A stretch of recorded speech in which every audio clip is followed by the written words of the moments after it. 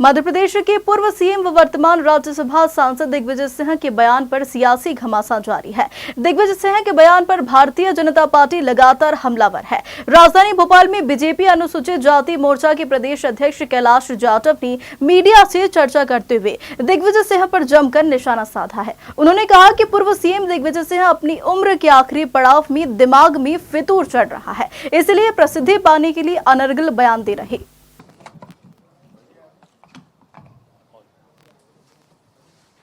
आप सभी साथियों का बहुत बहुत स्वागत करता हूं। हमारे बीच में हमारे प्रदेश के प्रवक्ता आदरणीय सिसोदिया जी, आदरणीय पंकज जी और हमारे मोर्चे के मीडिया के प्रभारी आदरणीय सूरज खरे जी। जैसा कि आप घटनाक्रम देख रहे हैं, मध्य प्रदेश के पूर्व मुख्यमंत्री दिग्विजय सिंह जी इस समय अपने उम्र के आखिरी पड़ाव पर हैं और इस उम्र में दिमाग में फितूरी चलना वाजिब होता है। समय समय पर वो अपने तरीके से प्रसिद्धि प्राप्त करने के लिए कुछ न कुछ बयान देते रहते हैं, लेकिन इस बार जो उन्होंने बयान दिया है वह उनकी धूर्त मानसिकता को दर्शाता है। इस देश में आप सबको पता है कि आज़ादी से लेकर 65 साल तक कांग्रेस की सरकार रही है। इस सरकार में शासकीय नौकरियों में कितने मुसलमानों को भर्ती किया गया, कितने मुसलमानों को आरक्षण दिया गया, मुसलमानों के हित में क्या काम किए गए। आज भी इस देश में अगर देखें तो मुसलमान की बस्तियों में आज भी गंदगी है, शिक्षा नहीं है, स्वास्थ्य नहीं है।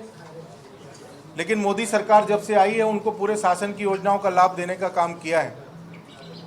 दिग्विजय सिंह ने एक बयान दिया कि इस देश में शासकीय कार्यालयों में मुसलमानों की बहुत कमी है और इसके लिए अनुसूचित जाति और जनजाति वर्ग का जो आरक्षण है वो दोषी है। मैं उनसे आज आपके माध्यम से पूछना चाहता हूं कि 70 साल में जो अनुसूचित जाति और अनुसूचित जनजाति का कोटा जो बाबा साहब अम्बेडकर ने तय किया था, उस कोटे का क्या हुआ। आज किसी भी मंत्रालय में सेक्रेटरीट से लेकर नीचे तक देख लें, आज भी बैकलॉग पड़े हुए हैं और अनुसूचित जातियों को 70 साल तक कोई आरक्षण नहीं दिया गया।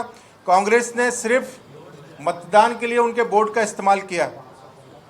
यह काम अनुसूचित जाति अनुसूचित जनजाति के साथ तो किया ही, कांग्रेस ने मुसलमानों के साथ भी यही काम किया। उनके मतों का उपयोग किया, लेकिन उनका कभी शिक्षा की तरफ उनका ध्यान नहीं दिया गया, उनका मानसिक विकास की तरफ ध्यान नहीं दिया गया, आर्थिक विकास की तरफ ध्यान नहीं दिया गया। लेकिन 2014 में जब मोदी जी की सरकार बनती है तो हमने सबका साथ सबका विकास सबके विश्वास के साथ हम सब लोग आगे बढ़े और उन्होंने उस काम को अंजाम दिया जो 70 साल तक मुसलमान भाइयों के साथ नहीं हुआ था।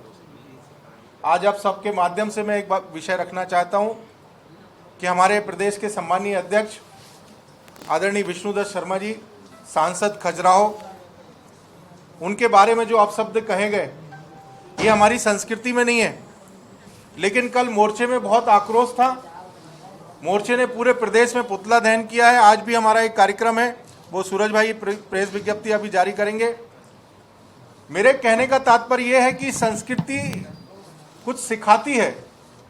आज मैं आपके सामने उनके लिए कुछ अपमानजनक बातें बोल सकता हूं। कल मैं गुस्से में था, मैंने बहुत कुछ बोला है, लेकिन मुझे बाद में लगा कि यार ये एक वरिष्ठ नेता के नाते नहीं बोलना चाहिए।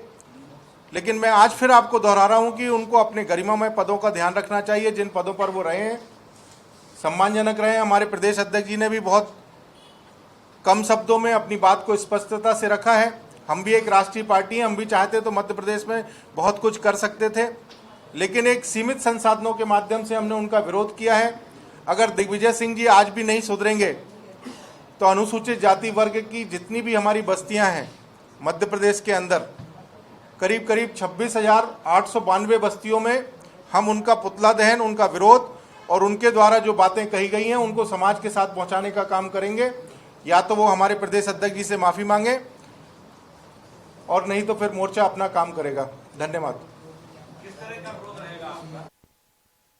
कांग्रेस के समय से ही पिछड़ा रहा, लेकिन 2014 में जब कांग्रेस की सरकार हटी और प्रधानमंत्री नरेंद्र मोदी बने, उन्होंने अनुसूचित जाति वर्ग के लिए बहुत काम किया।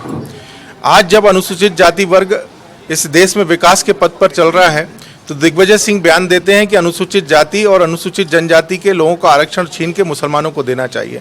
हम मुसलमानों के खिलाफ नहीं हैं, लेकिन मुसलमानों को जिस तरीके से मध्य प्रदेश में और भारतीय जनता पार्टी की केंद्र की सरकार ने सबका साथ सबका विकास के नाम पे काम किया है, उस आधार पर मैं डीएनए की टेस्ट की मांग कर रहा हूं, क्योंकि ये मुसलमानों के लिए बहुत ज़्यादा बोलते हैं।